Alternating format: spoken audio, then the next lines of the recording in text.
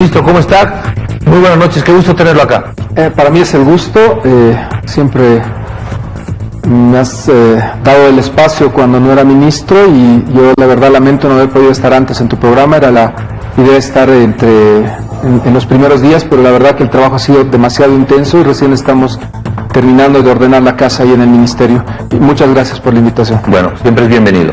Gracias, muchas gracias. A ver, comencemos hablando de esta comisión, de este grupo de investigadores. Hoy hubo una presentación, se dijeron cosas muy interesantes en la presentación.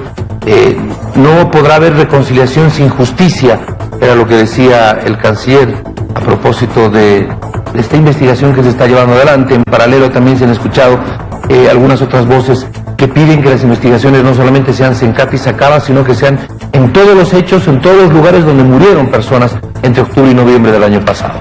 Sí, a ver, una precisión. Jaime Vidal es el secretario ejecutivo de este grupo internacional de expertos. El grupo son las 5 personas que has mencionado, menos Jaime Vidal. Jaime Vidal es el secretario técnico de esa comisión.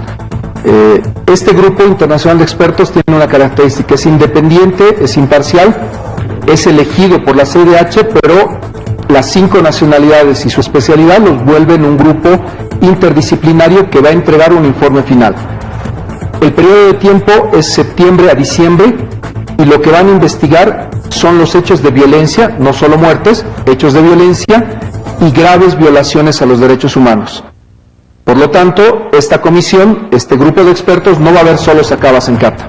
Va a ver los hechos de Montero, del Puente de la Amistad, va a ver todo lo que ha pasado en el Pedregal, en la zona sur de La Paz, y definitivamente la quema de casas de Waldo Albarracín, de Casimira Lema, todo lo que ha significado violación de los derechos humanos en este marco temporal, septiembre-diciembre, es parte del trabajo de la comisión. Pero el alcalde hoy día pedía que, por ejemplo, se investigue la quema de los Pumacataris. También es parte de los hechos que debe investigarse. Porque, fíjate, son 2 conceptos: violaciones de los derechos humanos y graves hechos de violencia. Ese es un hecho de violencia, entra en el marco de trabajo del grupo de expertos. Muy bien. A este grupo de expertos, el gobierno no ha tenido ninguna observación a los files de cada uno de estos expertos. ¿Se los ha puesto en consideración previamente? ¿Ustedes los han conocido ya cuando estaban designados? Mira, en realidad el que los ha observado ha sido la canciller Longaric, especialmente a la miembro del grupo Tapiotal, la miembro argentina, le ha hecho observaciones y es lo que ha demorado en parte el pronto trabajo de este grupo. Recuerdas que esto se firmó el 12 de diciembre del 2019. Ya va a ser un año de que se ha firmado el documento y el hecho de que dure 6 meses este proceso de investigación y ha tardado un año en instalarse ya te muestra algo que no es usual, que no es normal. El gobierno de la presidenta Áñez ha ido bloqueando y obstaculizando el trabajo de instalación porque había que firmar un protocolo y había que hacer este acto que hicimos esta mañana para iniciar el trabajo.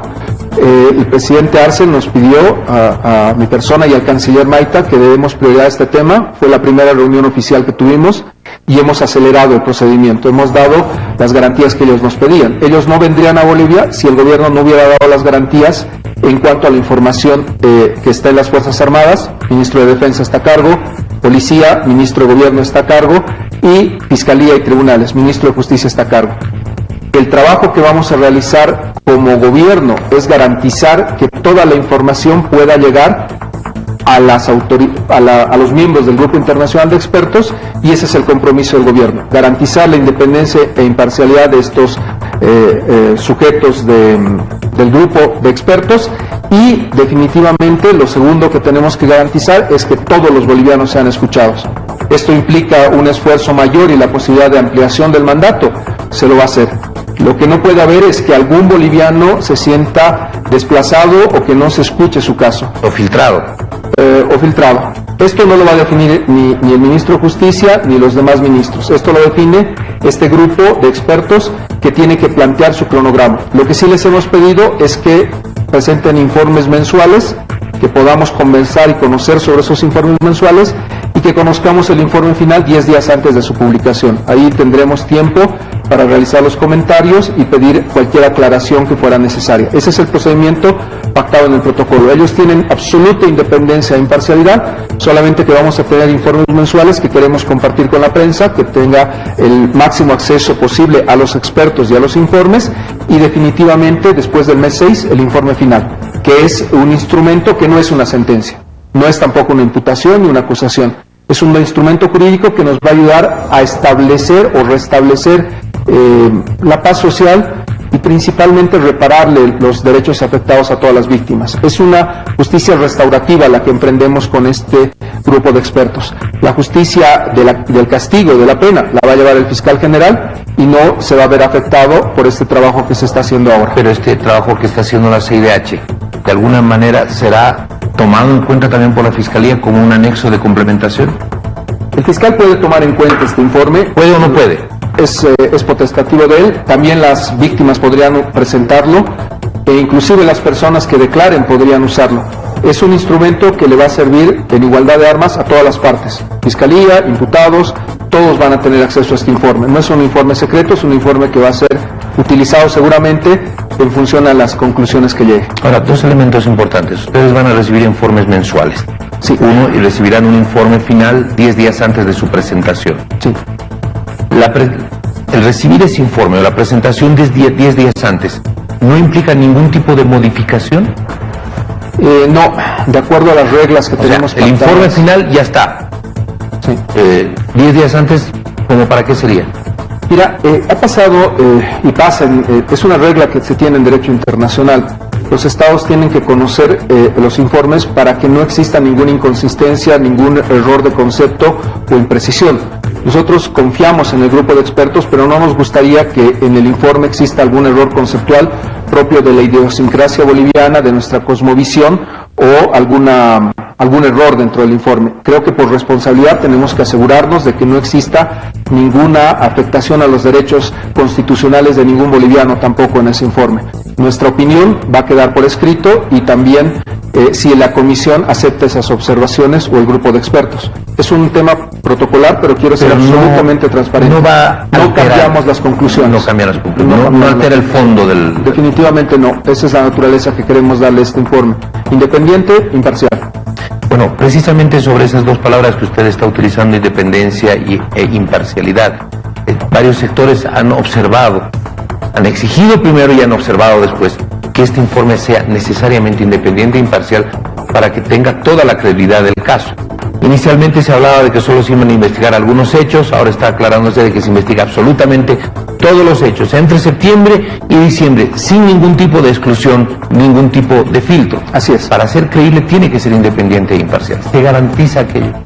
Se garantiza aquello y se garantiza dos elementos. Primero, la información de las Fuerzas Armadas, de la Policía y de la Justicia, completamente accesible, no solo a ellos. Yo estoy pidiendo que se publiquen en la página web y que sean accesibles para todos. Y el segundo elemento, ellos tienen una capacidad técnica de realizar investigaciones que no tenemos en el país. Un grupo equivalente a este es el que descubrió el tema de Ayotzinapa, de los 43 estudiantes muertos en México. La capacidad técnica que tienen ellos y el compromiso a la CIDH nos va a permitir tener informes de balística o incluso necropsias que puedan ser necesarias para que sus conclusiones estén completamente respaldadas. Parte del protocolo es que ellos podrían hacer pruebas independientes a las que está haciendo la policía o que está haciendo la fiscalía. O las que ya tiene el IDIF. O que ya tiene el IDIF. Podrían hacer trabajos de ratificación, complementación o nuevos trabajos para encarar este trabajo que tienen ellos encomendado. Ministro, ¿estos expertos pueden convocar a otros expertos más por lo que usted me está diciendo? Tienen equipos técnicos que los van a respaldar. Equipos técnicos que hacen el respaldo. Sí. Balística y todo sí, aquello. Y sabes, una característica de estas instituciones es que la posibilidad de que la gente vaya y les cuente su versión es mucho más amplia que un fiscal. Si te cita un fiscal, lo primero que haces es preguntarle a tu abogado qué vas a decir. En este caso, una comisión como esta es equivalente a una comisión de la verdad, no tiene esa característica. Si tú no quieres ir voluntariamente a declarar, no hay manera que se te obligue. Pero esto implica que todos van a tener derecho a hablar. Por eso decía que tanto el presidente Morales como la expresidenta Áñez y el expresidente Morales pueden ejercer, pueden abrir sus declaraciones de forma amplia. También Arturo Murillo, López, todos pueden pedir ser escuchados y este grupo de expertos, en esta amplitud que tiene en su trabajo, fijará el cronograma y la manera que toman las declaraciones. Un fiscal no puede tomar declaraciones en Estados Unidos, este grupo sí. Por eso te permite ser muy amplio y te permite tener una conclusión real. en la que todos sean escuchados y ellos puedan dar una opinión final que sea realmente concluyente. ¿Tiene la capacidad de la extraterritorialidad? Sí, ellos pueden actuar fuera del país, no cambia. A ver, el canciller decía hoy, no hay reconciliación sin justicia. Yo le incremento un criterio más a propósito de lo que hablábamos. No hay reconciliación sin justicia, pero tampoco habrá reconciliación sin independencia e imparcialidad. La justicia debe ser independiente, imparcial como característica. Creo que cuando Rogelio se refiere a la justicia, no está hablando de venganza, está hablando de que tenemos que tener los bolivianos la capacidad de no echarle la culpa de todo lo que nos pasa al otro. Hay problemas que se han generado en el país que no se pueden entender sin un contexto de confrontación entre bolivianos. Ninguno de los hechos se podría explicar si solamente hubiera un sector responsable. Ha sido el conflicto lo que ha generado muertos, lo que ha generado la situación tan dura que hemos vivido. Y lo que tenemos que establecer ahora es cómo se ha desencadenado esto, qué víctimas tienen que ser reparadas en el daño y principalmente, y lo más importante para mí, las responsabilidades en forma objetiva, en forma independiente e imparcial. No necesariamente las responsabilidades son penales. Hay una serie de responsabilidades que se pueden dar y no podemos ir o partir con la culpabilidad por delante. En este momento el principio de inocencia rige en el país y nadie puede ser considerado culpable de estos hechos. Serán el fiscal y este grupo de expertos los que nos den criterios de orientación. Y aún determinada una responsabilidad, esas personas tienen derecho a un debido proceso y va a ser el Tribunal Supremo de Justicia el que termine de dictar condenas, no este grupo. Bueno, lo que usted dice, con el tema de la justicia no se está buscando venganza. No. Este no va a ser un informe de expiación política o de justificación política de un determinado sector. En la explicación y en la argumentación de motivos que usted nos acaba de hacer, habla de responsabilidades, vengan de donde vengan, sean de quienes sean, de quienes fueron gobierno en su momento, de los que fueron oposición. ¿Qué pasa con el tema de las elecciones? También entra en cuestión e investigación este caso que en el país se está investigando, que es el posible fraude electoral. Mira, son derechos políticos y son parte de los derechos humanos, están en la Convención. Artículo 23 del Pacto refiere a los derechos políticos. El derecho a elegir en condiciones transparentes, en condiciones garantizadas por la Carta Democrática Interamericana, son parte de las violaciones de los derechos humanos. No digo que exista una violación de los derechos humanos, pero es parte del ámbito de contexto de los hechos que han ocurrido. No podríamos entender lo que ha ocurrido en el país si no hacemos un análisis de lo que ha pasado el 10 de noviembre. Muchos dirán ha habido un fraude electoral, otros dirán que ha habido un golpe de Estado, y lo que tenemos que ya es definir lo que ha ocurrido, y en eso este grupo de expertos va a poder contribuir con una luz imparcial e independiente a definir qué es lo que ha pasado en el país en esos momentos tan aciagos. O sea, se investigará también el tema electoral. Son derechos políticos, son parte de los derechos humanos. Porque hay una investigación incluso de la Organización de Estados Americanos, que me imagino también será evaluada por este grupo. Todos los informes de la Defensoría del Pueblo, suelen ser estos informes muy exhaustivos, va a tener varios tomos el informe, y definitivamente tiene que evaluar todas estas condiciones. Seguramente que se le va a preguntar a los miembros del Tribunal Electoral su intervención, y eso es lo rico de este tipo de procesos. Nos permiten dar el contexto y tomar decisiones sin ser parcializados. Independencia, imparcialidad. Ellos van a poder decirnos que algunas cosas que nos parecen a nosotros muy importantes no habían sido tan importantes. Y otras cosas que no habíamos visto como importantes son claves, son fundamentales para entender lo que ha pasado en el país. La relación de causalidad. Si hay una persona muerta, tiene que haber en ese resultado una causa que esté vinculada con ese resultado. Es lo que hace una investigación seria. ¿Cómo blindamos el informe? ¿Cómo blindamos este grupo de trabajo de los matices políticos o de la partidización de los problemas? En primer lugar, garantizándoles esos conceptos que te digo, independencia e imparcialidad. Hemos hecho un acto en el que hemos dado las garantías como Estado para que esto sea no solamente palabras en el protocolo, sino una realidad. Y eso que implica que no restringamos el acceso a la información, que garanticemos el acceso a todos los bolivianos a ser escuchados y principalmente que respetemos los resultados del informe. Que no sea que la parte afectada por el informe lo niegue, lo desconozca o diga que es un resultado que no es admisible.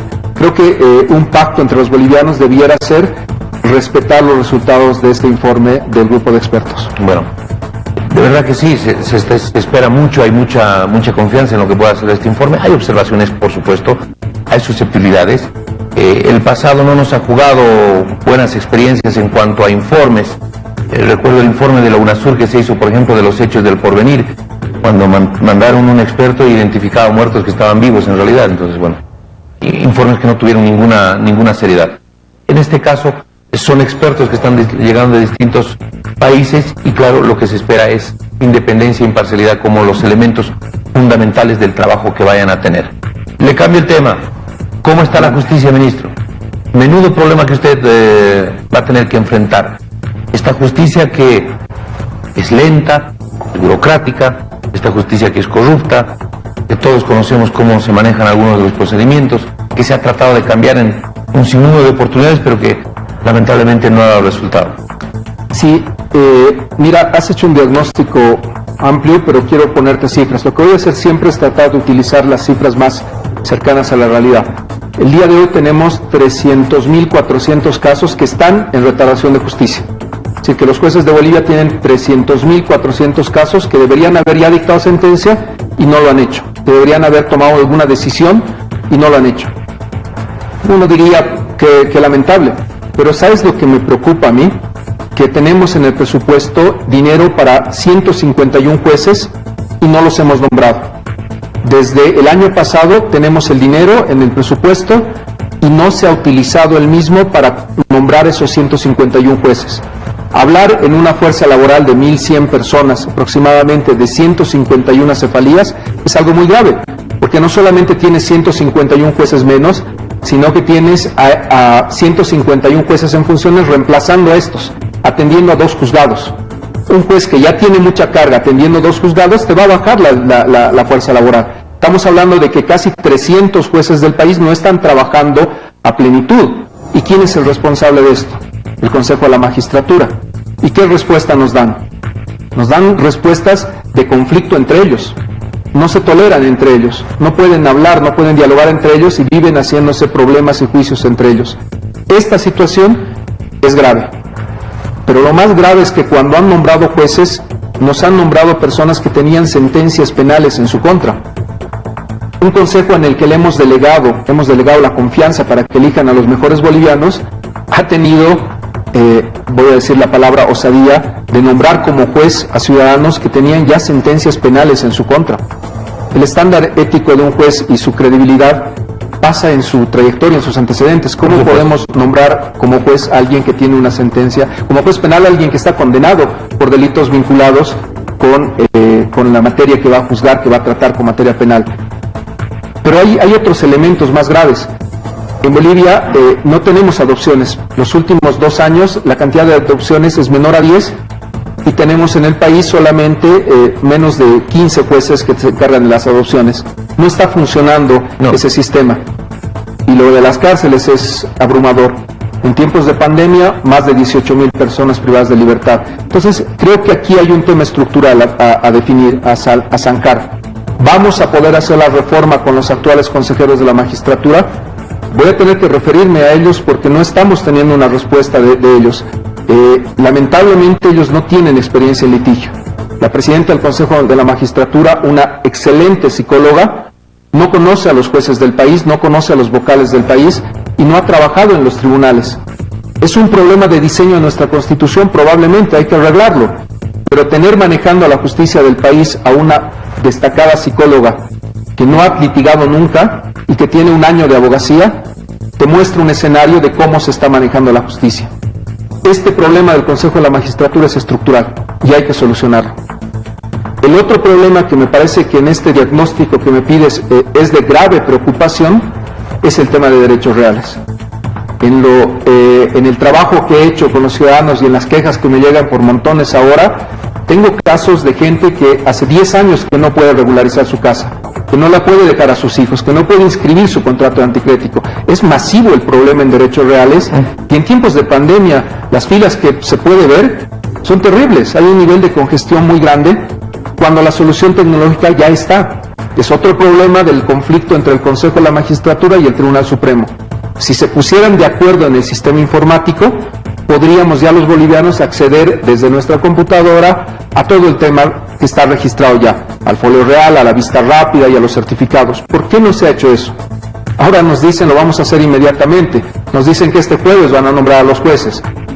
La verdad quiero creer que van a hacer. ¿No lo hicieron antes? Es un tema muy grave lo que ha pasado. Y te decía, en estas leyes de emergencia debemos arreglar derechos reales, debemos arreglar adopción, debemos arreglar carrera judicial, y dos leyes que ya estaban aprobadas en el Senado, en la anterior legislatura de la presidenta Eva Copa. Una ley que tiene que ver con la justicia constitucional, que estaríamos retomando tratamiento inmediato en diputados ahora, y una ley que tiene que ver con algo estructural, la impunidad de los magistrados y consejeros. No hay en este momento la capacidad de un ciudadano de llevar a juicio a un consejero o un magistrado. Estamos reparando ese error en esta nueva ley y pensamos que con estas medidas, 5 de emergencia, con el compromiso de los presidentes de las cámaras de salir adelante en esta gestión con estas leyes, iniciamos un proceso de reforma con temas urgentes. Al año, el 2021, la agenda va a encarar una reforma constitucional. No digo que va a haber una reforma constitucional. Vamos a evaluar la necesidad de suprimir la elección de jueces por voto popular o mantener el modelo. Ahí hay mucho que debatir, hay mucho que analizar, pero es un tema constitucional y lo que estamos planteando al país es la conformación de una mesa de trabajo con 10 expertos. Ya me quedan 2 que nos confirmen su presencia, pero te puedo decir que son personas del más alto nivel, exministros, exmagistrados y con la máxima pluralidad posible. No es gente del movimiento al socialismo, es gente que responde a un criterio de excelencia en materia constitucional. Yo quiero que ese consejo, que va a ser equivalente al consejo preconstituyente, le entregue al nivel político el mejor instrumento técnico, jurídico, para que puedan tomar decisiones. A partir de ese elemento cambiaríamos esto que es la elección de voto popular. Y finalmente tenemos una agenda amplia de normas que tenemos que encarar. Le estamos dando prioridad a la reforma de la ley 348, el tema de los feminicidios ya no puede esperar más. Este 25 de noviembre le vamos a dar al país una señal muy fuerte. Hemos construido con los sectores de mujeres del país. Pasado mañana. Hoy día estuvimos en CONAPES, aprobamos el decreto. Es un decreto con medidas de emergencia para parar el tema de violencia y tomar decisiones que creo que nos van a criticar mucho, pero son decisiones que teníamos que tomar para parar este tema de los feminicidios. Lo hemos construido colectivamente con destacadas abogadas que trabajan en esta temática. Surge el proyecto a través de una visita que me hace María Galindo. Me presenta un proyecto, es la semilla de este proyecto que ha tenido aporte de muchos sectores de mujeres y creo que ha quedado bien. Creo que ha quedado como un elemento que nos va a ayudar a encarar una reforma estructural al tema de violencia contra la mujer. Y de los feminicidios, creo que... Y de los feminicidios. Somos uno de los países con el mayor índice de feminicidios. Y por supuesto, en la región somos el con mayor índice de feminicidios. Estamos con un problema serio de violencia en el país y tenemos que encararlo con medidas de emergencia. Donde tocamos el... Hay problemas. El otro día hablábamos con la gente de la Alcaldía del Alto, por ejemplo, con el encargado de Seguridad Ciudadana. Dice, es increíble aquí en el Alto. 9 de cada 10 de los casos de violencia dentro de la casa, el detonante es el alcohol. De los hechos de muerte, de feminicidio, también.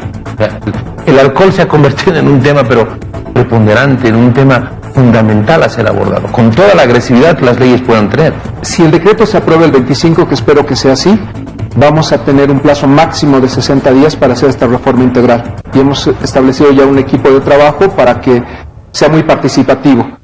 Te reitero eso. Le agradezco a María Galindo por el aporte inicial, pero también le agradezco a todos los movimientos de mujeres que están contribuyendo en enriquecer este proyecto. El Viceministerio de Igualdad de Oportunidades tiene ese mandato y el Servicio Plurinacional de la Mujer tiene ese trabajo. Yo soy el que hago como cabeza del sector, pero tengo a mujeres muy destacadas trabajando en esta área y yo la verdad les tengo que agradecer. Estos días han sido de trabajo intenso, pero hemos logrado un buen resultado. Muy bien.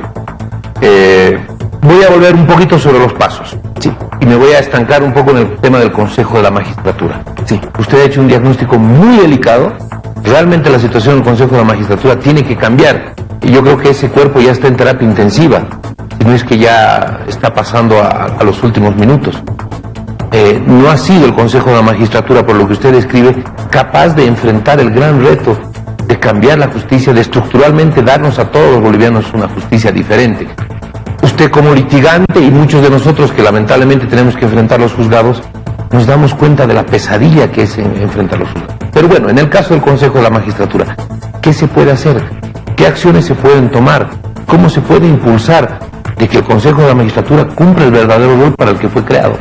Mire, así elijan jueces este jueves, el año que hemos perdido los bolivianos en nuestra vida, en nuestro patrimonio y en nuestra libertad, ya no tiene reparación. El inicio de un juicio de responsabilidades es inminente. Si no tenemos decisiones patrióticas de estos consejeros que den el paso al costado y decidan de una vez dejarnos encarar la reforma judicial, vamos a tener que iniciar juicios de responsabilidades. Y una segunda medida, espero que no sea necesario, espero que den el paso al costado y tengamos que encarar la reforma judicial. Permítame, ministro, por favor, lo que usted acaba de mencionar es muy importante. El juicio de responsabilidades es inminente si no dan un paso al costado. Ya tienen ellos un juicio iniciado en la Asamblea y el ministro de Justicia va a iniciar un juicio de responsabilidades si no dan un paso al costado. Esa es la decisión política que se ha asumido en este momento porque no podemos tolerar más. Lo que había era un diagnóstico, lo que tenemos ahora son datos concretos y hablar de 151 jueces no designados durante un año no es admisible. Y algunas acefalías de más de un año. Estamos hablando de una situación muy crítica y de mucha responsabilidad. Se les ha otorgado a ellos el poder de que la justicia funcione y que sean designados. Mira la gravedad del caso. El presidente del Tribunal Departamental de Oruro está iniciando una huelga de hambre porque no tiene funcionarios que atiendan a la población de Oruro. Hay 18 acefalías. Para Oruro es como tener el Poder Judicial sin funcionamiento. La situación de secretarios, actuarios, oficiales de diligencias, tampoco les duele que la gente no pueda ir a trabajar a los tribunales. No están designando. Pero lo más grave de todo esto, de esta situación de injusticia, es que si no hay una amenaza del ministro de Justicia, ellos no pensaban nombrar jueces. Lo que más me apena es que ni aún con lo que van a nombrar el jueves van a llenar las acefalías. No han tomado criterios de previsión. No estamos hablando de un tema menor. Para ellos puede ser un tema menor que no haya un juez en un juzgado. 151 ya es un tema mayor. Pero estamos hablando de vidas humanas, estamos hablando de expedientes, estamos hablando de papeles. Para ellos, para mí son seres humanos. Son familias que pueden perder la casa, que pueden perder la libertad, que no pueden adoptar un niño. Es muy grave. O gente que está 5 años peregrinando en el Poder Judicial. Lo van a decir todas las 6, personas. 7, 8 años. Imagínate tú que tengas un negocio que tenga capacidad para tener a 1.100 operarios y decida tener 300 sin nombrar durante un año. Eso no es admisible. Eso es una cosa que no puede continuar. Ahora, ministro. Y ahí, si me permites terminar la idea, por favor. Lo más grave, podríamos incrementar drásticamente la cantidad de jueces. Hemos calculado que podríamos doblar la cantidad de jueces si no tuviéramos esta pesada carga burocrática administrativa. Me decían en el Tribunal Agroambiental, antes con 4 personas se manejaba todo lo administrativo, ahora tenemos 23. Y la estructura es tan pesada que no podemos comprar ni un lápiz. Entonces, de paso, hemos generado estructuras burocrático-administrativas que se están comiendo el presupuesto de la justicia. La cantidad de administrativos que hay en función a los jueces es aberrante. No se entiende cómo han creado ese monstruo administrativo. Creo que hay cosas que se tiene que empezar a denunciar en cuanto al uso de los bienes públicos, pero definitivamente yo quisiera mirar al futuro y comenzar rápidamente con la reforma judicial, no tener que pasar toda la gestión 2021 en juicios. Ojalá que reflexionen y ojalá que den ese paso al costado que se les pide. Pero no solamente es el tema de las designaciones, son designaciones equivocadas, erróneas, designaciones que van en contra de la ley, lo que usted mencionaba. Poner jueces que tienen más problemas con la justicia o más pendientes con la justicia que los propios litigantes. O sea, no solamente es el tema de que no los nombren, nombraron a gente que no tenía que ser. Sí. Y te digo, históricamente, en el anterior Consejo de la Magistratura llegaron a nombrar como juez en Oruro a una persona que no era abogado. O sea, han llegado a esos niveles de aberración dentro del Consejo de la Magistratura que realmente ya me obligan a tener una ley de carrera judicial. O sea, no podemos contentarnos con tener jueces que no cometan delitos. Estamos buscando un horizonte nuevo de jueces de excelencia, de personas que van a definir la vida de los bolivianos, y no podemos seguir tomando el riesgo de que estos señores elijan, con las graves denuncias que tienen de venta de cargos, que están actualmente en la Asamblea Legislativa en conflicto y en análisis de juzgamiento, a elegir a las nuevas autoridades judiciales. No es posible. Ya la oportunidad que han tenido no es de un mes, no es de 2 meses, han tenido 3 años para sacarnos de esta crisis, y en estos 3 años la han profundizado. Esperar otros 3 años a que terminen de enterrar al Poder Judicial, creo que no es responsable, y mi responsabilidad es denunciar estos hechos y tomar las acciones necesarias. Muy bien. ¿Hasta cuándo es el plazo que usted está otorgando para que den un paso al costado? Hemos quedado con ellos que el día de mañana tienen que darnos una respuesta. El día de mañana, martes. Si mañana martes, para ponerlo clarito, si mañana martes los consejeros de la magistratura no renuncian o no dan un paso al costado, como usted prefiera llamarlo, ¿usted les hace un juicio de responsabilidades? El miércoles. El miércoles. Sí. Este miércoles sería el juicio de responsabilidades. Vamos a iniciarlo así. Bueno, otro de los elementos que usted conversaba, y ese sí que ha tenido demasiadas críticas, porque sí, legalmente se fue y se votó. Fue legal, pero más, no fue legítimo. Porque el nivel de inasistencia, los niveles de votación de las autoridades judiciales que fueron electas, no hacen pues a un sistema democrático, ¿no? Ni mucho menos a la construcción de una institucionalidad. Fuimos a elegir autoridades, la gran mayoría ni fue a votar siquiera. Entonces, usted dice, se va a plantear una posibilidad, se va a hacer un estudio de que ese tema que está en la Constitución de vamos a elegir autoridades del Poder Judicial, eso desaparezca, eso se cambie, eso se modifique. No hemos tomado esa decisión, estamos planteando este consejo preconstituyente para Tenemos las dos alternativas, o mantenemos el sistema o lo cambiamos. Para cambiarlo necesitamos reforma constitucional, no hay otro camino. Más complejo. Es más complejo, pero te planteo estas alternativas. Incrementar número de consejeros es una posibilidad. También tenemos la posibilidad de que ya no haya voto electivo, sino voto ratificatorio. No te estoy planteando que en la elección subnacional tengamos una elección de jueces que ponga la foto y el nombre. Estoy planteando que la pregunta sea, ¿está usted de acuerdo con el proceso de selección realizado por la Asamblea Legislativa? Y el boliviano diga sí o no. Si la Asamblea tiene la capacidad de hacer un proceso transparente, meritocrático y bien realizado para elegir a los consejeros, en el ejemplo que planteamos, la gente va a decir sí. Si se escoge a bolivianos de primer nivel y se hace en consenso con las 3 fuerzas políticas del Parlamento, la gente va a apoyar. Pero si resulta que solo un partido elige a los consejeros y hay críticas de las demás fuerzas políticas, la gente dirá nuevamente no. El compromiso con el país es escoger a esas nuevas autoridades, y es un trabajo del Ministro de Justicia y de la Asamblea Legislativa. Si lográramos nombrar a 4 nuevos consejeros de la más alta calidad moral para que conduzcan la reforma de la justicia, estaríamos iniciando un proceso serio. Y eso implica que el ministro ponga la voluntad política y que convenza al gabinete y a todas las autoridades para que esto ocurra, y que la Asamblea Legislativa hable, dialogue y ejerza lo que tiene que ser en política, diálogo permanente para lograr acuerdos por el bien del país. Es lo que se está pidiendo, que todos cumplamos nuestro rol institucional. Yo estoy con un profundo agradecimiento con el presidente del Senado y con el presidente de Diputados. Han tenido la amabilidad de escucharme siempre en las propuestas y de ayudarme en estos procesos que estamos iniciando. Creo que vamos a hacer un buen equipo con ellos, y estoy convencido de que la labor de la Asamblea no va a ser solo del MAS. Tiene que ser de comunidad ciudadana y tiene que ser de Creemos. Si estas decisiones del país que dañan tanto a todo el pueblo boliviano no las tomamos en consenso, va a ser una reforma que vuelva a fracasar. Necesitamos convencernos entre todos que estamos optando por el mejor modelo. Hay que hablar mucho, hay que dialogar y hay que llegar a acuerdos. ¿Tiene que cambiarse la votación? Esa forma de ir a elegir... Yo creo que el voto ratificatorio es el que tiene que darse. La Asamblea tiene que hacer el trabajo como te planteo, y el pueblo boliviano tiene que ratificar ese trabajo. Si el Parlamento cuotea, los bolivianos dirán no. Si el Parlamento hace un buen trabajo, los bolivianos dirán sí.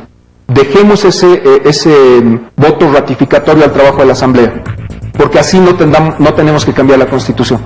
Claro, ahí no se tiene que tocar la Constitución. Sí. Ahora, esta Asamblea, esperamos todos que tenga la capacidad de hacerlo. De dialogar. Y de dialogar y de hacerlo, y de llegar a los consensos para no cometer los errores de hace 3 años. Así es. Y esos errores están claros y están a las puertas de un juicio de responsabilidades que usted mismo acaba de mencionar. Y tenemos 3 años por delante que deberíamos encarar seriamente en todos los temas que tenemos de emergencia, pero 3 años por un país está a la vuelta de la esquina. O sea, en 3 años vamos a renovar al 100% los tribunales porque vence su periodo. Han llegado a la mitad de su mandato ahora. Muy bien. Ministro, ¿cómo está el tema de la Fiscalía? El tema de la Fiscalía está con un compromiso institucional del Fiscal General de institucionalizar el Ministerio Público.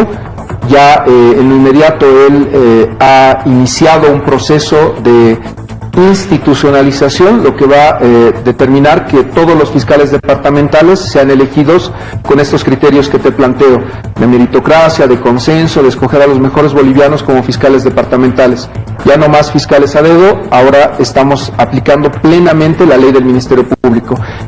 Lo que me dice el doctor Lanchipa, con el que también tuve las reuniones en Sucre, es que ese proceso va a comenzar en inmediato, máximo en enero del próximo año, pero probablemente ya inicie pronto. Estamos ya en un camino seguro de institucionalización y de fortalecimiento al rol del Ministerio Público. Ahora, han habido demasiadas observaciones por su filiación política a Lanchipa, ¿no?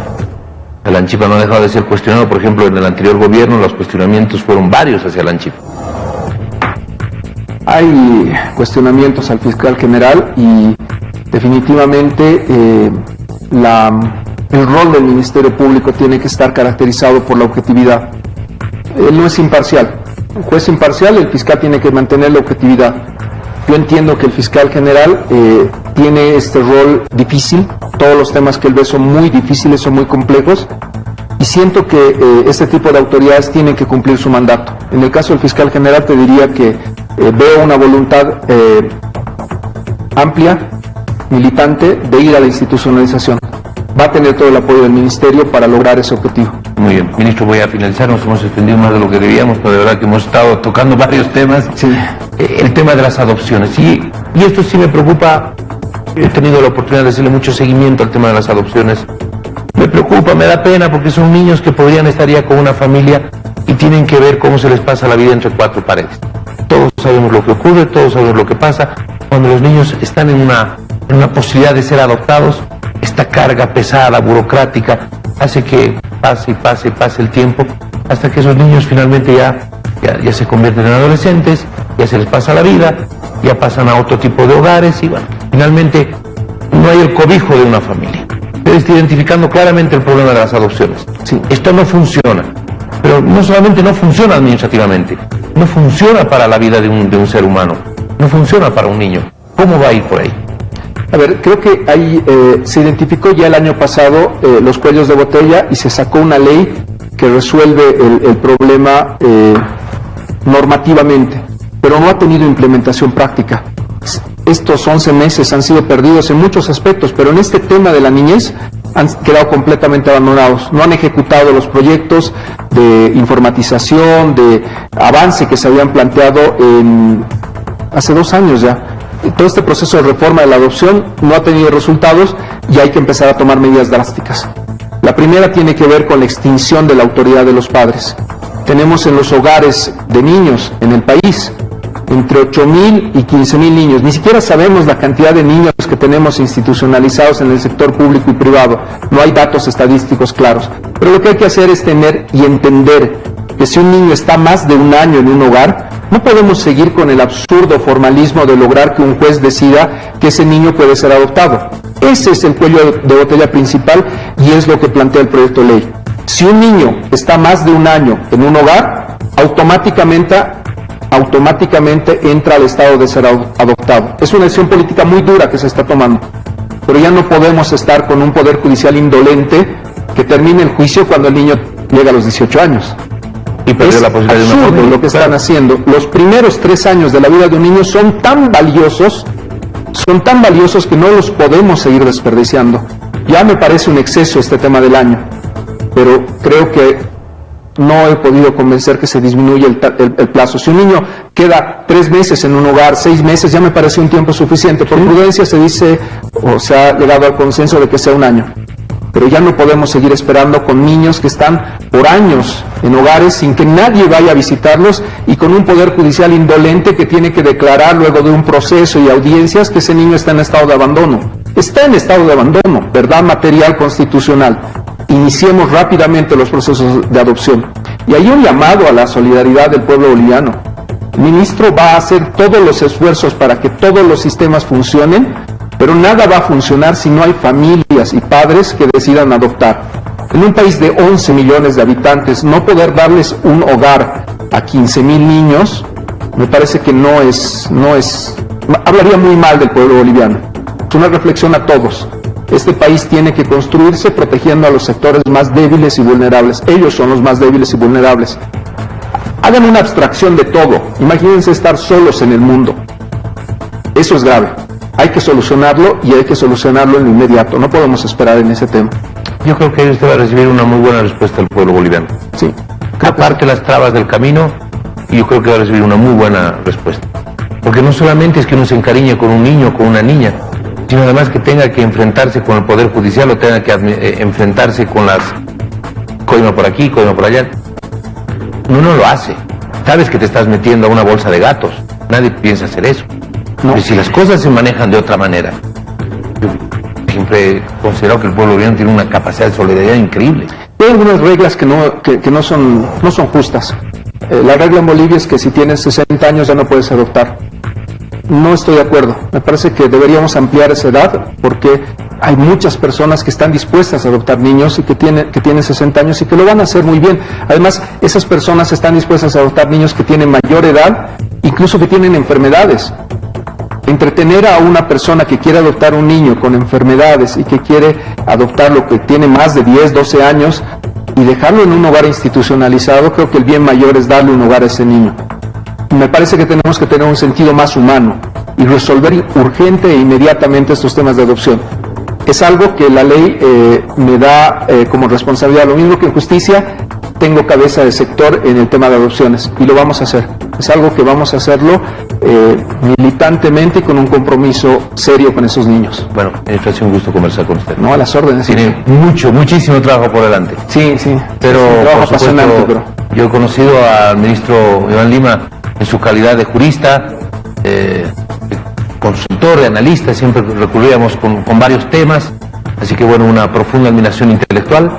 Hay temas muy delicados, hay que hacerlo. El tema de las adopciones me parece fantástico y estaremos esperando a ver si el miércoles, si mañana renuncian los consejeros de la magistratura o el miércoles usted haga el paso del juicio de responsabilidad. Estaremos atentos. Estamos pues a las órdenes y siempre va a ser un gusto estar con ustedes. Gracias, ministro, muy amable. No, gracias a usted.